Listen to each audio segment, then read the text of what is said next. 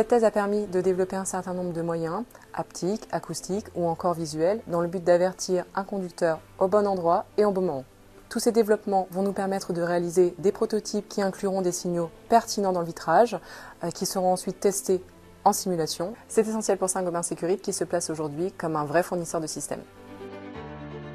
Je travaille sous la direction de Indira Touvenin, qui est chercheuse en réalité virtuelle, pour la thèse validation de retour multisensoriel pour le cockpit du futur. Ce qu'il faut bien comprendre, c'est que les véhicules autonomes, on s'est rendu compte que c'était pas pour tout de suite, en tout cas pas dans la prochaine décennie, et il y a tout un ensemble de situations qui ne sont pas gérables par des automates.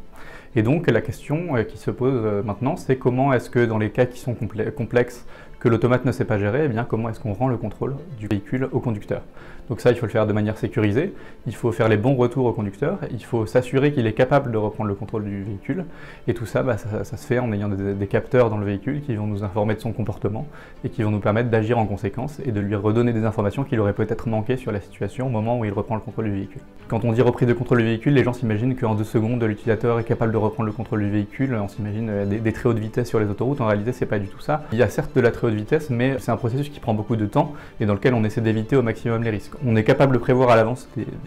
des problèmes qu'il va y avoir sur la route, ça va être des travaux, des accidents, éventuellement des capteurs qui commencent à être défaillants et on a peur que le véhicule ne soit plus capable de gérer la situation, mais on a rarement des situations très complexes à gérer directement quand on doit reprendre le contrôle du véhicule.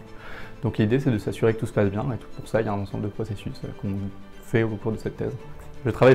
grâce au soutien de la région Hauts-de-France et du FEDER, ainsi que de la chaire Surface Intelligente pour le véhicule du futur. Donc, la chaire industrielle qui contient notamment Saint-Gobain, que je remercie pour leur financement.